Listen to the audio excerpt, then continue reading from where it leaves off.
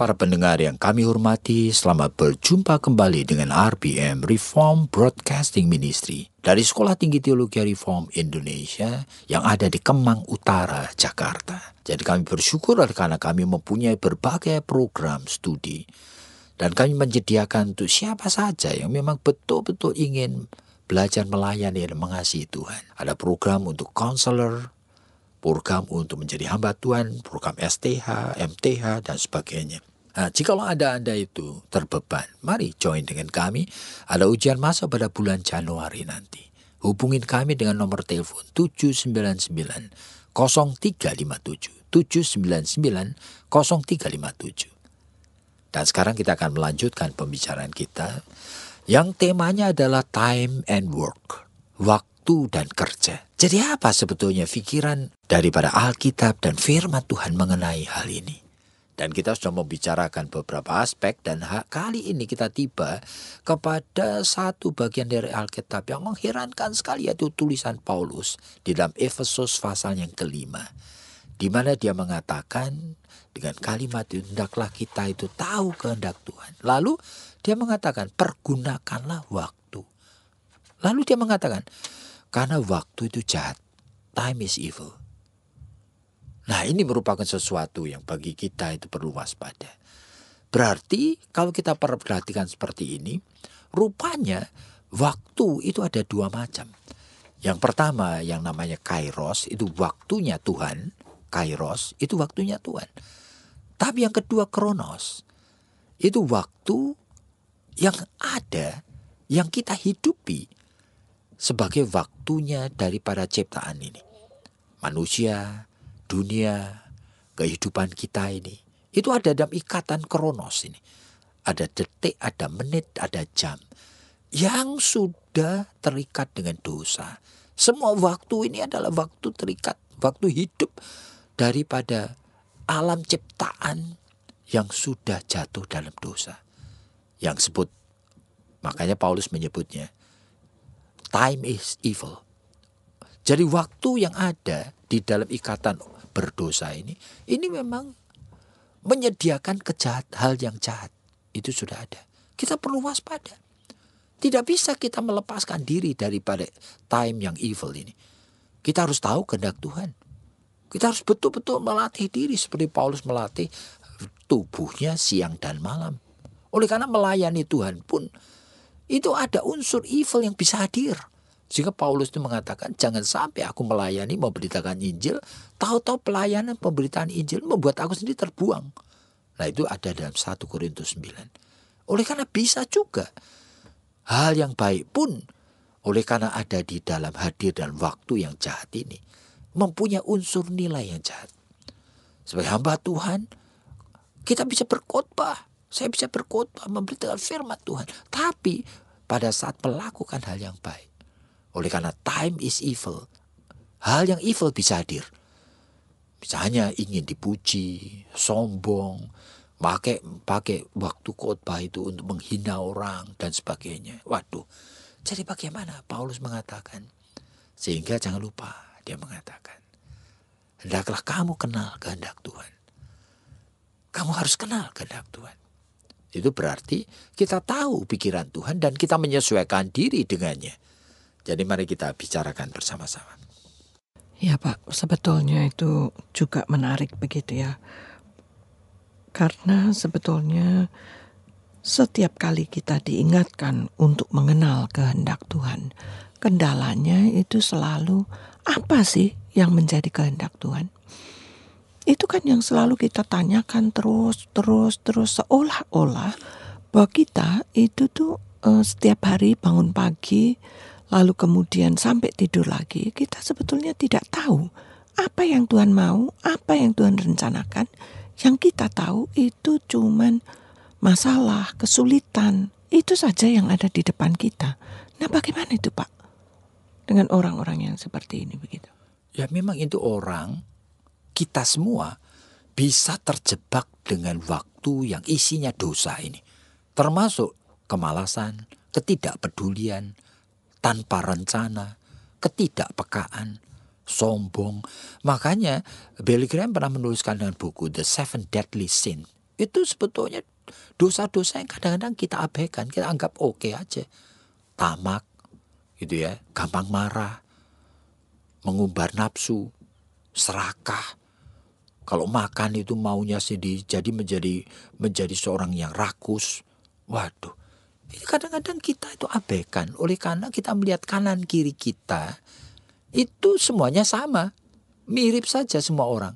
Sehingga oleh karena kita itu punya kemiripan dengan orang di kanan kiri kita, dan kita merasa oke, dan kita merasa aman, dan kita bahkan bisa justify, membenarkan akan diri sendiri di tengah keberdosaan ini.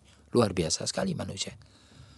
Jadi itulah yang sebenarnya Paulus ingatkan. Tanpa kita kenal kehendak Tuhan, kita akan terjebak di dalam dosa yang hadir di dalam setiap waktu. Oke Pak, kalau begitu sebetulnya kita kembali lagi kepada titik awal, yaitu kalau seseorang itu sudah menerima Tuhan Yesus sebagai Tuhan dan Juru Selamat, seharusnya yang menjadi bimbingan atau yang menjadi panduan bagi kita itu untuk hidup, itu kan sebetulnya Alkitab.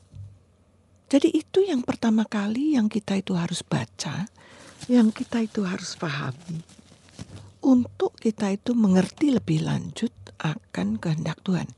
Kira-kira begitu Pak? Oh iya, jadi sebetulnya hidup ini Tuhan kan sudah menyelamatkan kita. Dan sekarang Tuhan memberikan kepada kita anugerah Roh Kudus, dan juga memberikan kepada kita Alkitab yang diinspirasikan oleh Roh Kudus ini. Nah, seharusnya ini merupakan sesuatu perlengkapan yang sudah lebih dari cukup. Tetapi kita seringkali tidak pakai. Kita itu pakai cuma sebentar-sebentar. Kita pakai juga secara semau kita sendiri, gitu ya. Kita tidak syukuri dan kita tidak mencarinya akan kekayaannya, sama seperti orang mencari harta terpendam itu loh.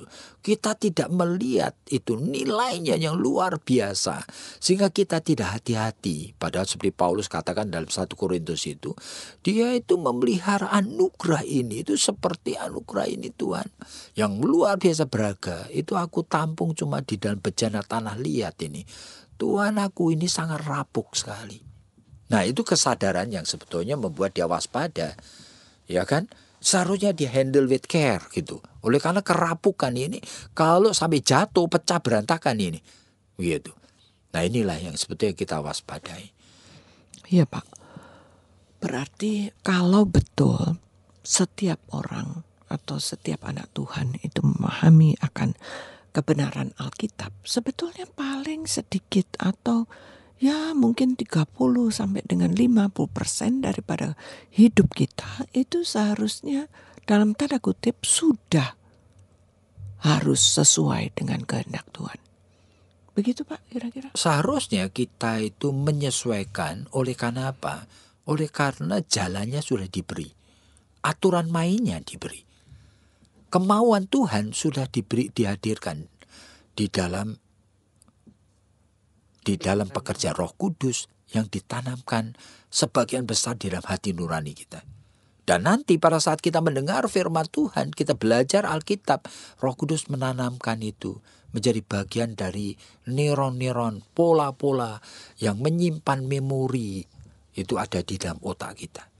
Nah itu sebetulnya luar biasa sekali ya. Iya. Kalau betul bisa seperti itu, berarti apa yang kita baca misalnya hari ini, seharusnya kan diulang ataupun tanpa sadar. Bukan cuma kita lakukan, tapi kita simpan di dalam hati, di dalam pikiran, dan harus dihafalkan misalnya. Begitu Pak? Oh ya, oleh karena tanpa dilatih, segala sesuatu itu tidak akan menghasilkan buah. Nah, pertemuan antara tubuh darah daging kita yang juga berdosa ini dengan anugerah antara lain firman Tuhan tadi, itu merupakan sesuatu yang tidak dengan sendirinya itu hadir dan ditampung dengan tepat, dengan baik. Jika akibatnya kita waspada, ada area-area di dalam tubuh darah daging kita ini yang menolak. Ada area-area yang sebetulnya melawan, bahkan menentang, mengubah. Waduh, kita perlu hati-hati. Oleh karena pikiran manusia itu lahir dari hati yang jahat. Nah, sekarang kalau disebutkan waktu itu jahat, itu adalah memang realita kesempatan yang tersedia diwarnai dengan banyak dosa. Sehingga kita perlu harus hati-hati. Oleh karena apa? Oleh karena tanpa hati-hati, ya kehadiran dosa dan yang jahat itu hadir tanpa kita dapat bendung lagi. Termasuk seperti tadi yang saya katakan, di dalam area kita sedang melakukan yang baik sekalipun, evil itu bisa hadir di sana. Sedang melayani pun, evil bisa hadir. Sedang berkhotbah pun, evil bisa hadir. Sedang berdoa pun, evil bisa hadir. Sedang membaca Alkitab pun, waktu membaca Alkitab ini, evil bisa hadir. Jadi Pak, kalau begitu, bagaimana sih kita ini kok jadi kayaknya itu sulit sekali begitu Pak? Maksudnya itu satu pihak kita itu pengen dan kita punya kesadaran bahwa di dalam segala sesuatu tuh kita pengen juga memahami begitu. Segala sesuatu tuh ada waktunya. Tapi kan kita itu juga di pihak yang lain, kita juga tahu bahwa Tuhan menyediakan setiap waktu untuk kita rebut, untuk kita maknai, untuk nilai-nilai kekekalan yang Tuhan sudah sediakan itu juga kita ambil. Tetapi pada saat yang sama, pikiran-pikiran jahat itu kan juga hadir gitu loh. Jadi bagaimana sih Pak mestinya? Ya, kita itu berseru kepada Tuhan. Kita itu melatih akan diri kita, kesadaran batin, kesadaran rohani kita. Sehingga kita dengan sengaja memang menempelkan seperti carang kepada pokok anggur itu. Dekatkan hati kita kepada Tuhan. Nah, Dia sumber daripada bijaksana, kesadaran, marifat. Jika akhirnya nanti kita akan mengerti sendiri apa yang sebetulnya Tuhan kehendaki. Dan kita mempunyai kekuatan. Bahkan kita akan dihadirkan drive, dorongan untuk kita melakukannya. Tetapi intinya, kita dekatkan diri kita kepada Tuhan. Dan ini masalah spiritualitas. Jadi cuman itu begitu Pak? Loh, ini sulit sekali. Oleh karena kalau kita bayangkan, apakah betul setiap hari kita ada waktu aja khusus untuk Tuhan? Kita singkirkan semua pikiran-pikiran yang lain. Oleh karena kita cuma pengen bertemu dan bergaul dengan Tuhan. Kalau ada, itu aja, itu sudah menjadi satu kekuatan yang dahsyat. Oleh karena apa? Sumber dari semua energi, kekuatan, bijaksana, kuasa, semuanya ada pada Tuhan. Dan Dia hadir bersama dengan kita. Dan kalau ada itu aja. Apalagi kalau dilanjutkan dengan suatu disiplin diri. Di mana kita itu juga belajar firman-Nya. Di mana kita menyelidiki akan kebenaran firman Tuhan. Di mana kita itu ingin sekali untuk memahami misteri daripada Tuhan ini. Sedalam-dalamnya. Nah, itu yang dikatakan di dalam kata Tuhan Yesus mengatakan, berbahagialah orang yang lapar dan haus akan kebenaran. Makanya itu Pak, sebetulnya di dalam hidup kita itu tidak perlu ataupun kalau kita betul-betul disertai oleh Tuhan, kalau betul-betul ada kekuatan, ada kuasa yang Tuhan itu sediakan, sebetulnya di dalam kehidupan kita juga tidak perlu bertengkar, begitu kali ya Pak ya? Nah, sebetulnya begitu kita sadar, begitu Tuhan bersama dengan kita, evil yang hadir dalam waktu ini itu kemudian melemah dan hilang. Jadi sebetulnya tidak mungkin sebenarnya evil dan holiness of God itu bersama-sama, tidak mungkin. Tidak mungkin good and evil itu menjadi harmonis. Tidak mungkin begitu. Terang dan gelap. Di dalam 2 Korintus pasal yang ke-6. Mana mungkin terang yang gelap dan gelap itu bersatu.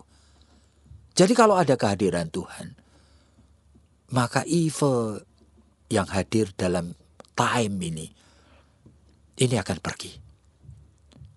Nah, sehingga mana mungkin kalau evil itu sudah pergi, kemudian manusia itu, suami tidak sabar, istri tidak sabar. Mana mungkin mau melampiaskan dosa, kemarahan, ingin melukai hati. Mana mungkin? Udah tidak mungkin. Jadi kalau begitu Pak, bagaimana sih kita itu lalu kemudian terus-menerus bisa waspada begitu? Karena permulaan daripada pertengkaran itu kan selalu sensitif, merasa diri lebih baik, merasa diri lebih benar, merasa diri itu lebih bijak begitu. Sedangkan pasangan itu enggak atau orang lain itu tidak.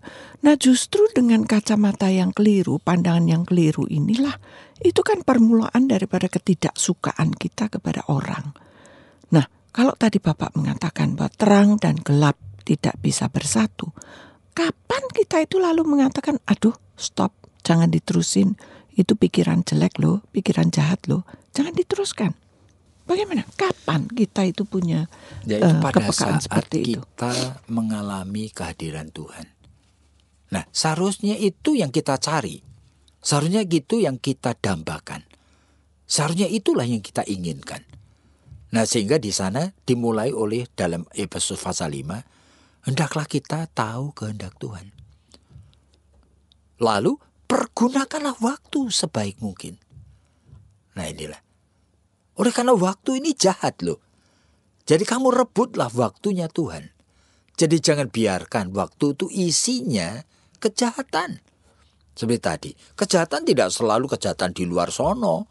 Kejahatan dalam hati kita. Kejahatan dalam pikiran kita.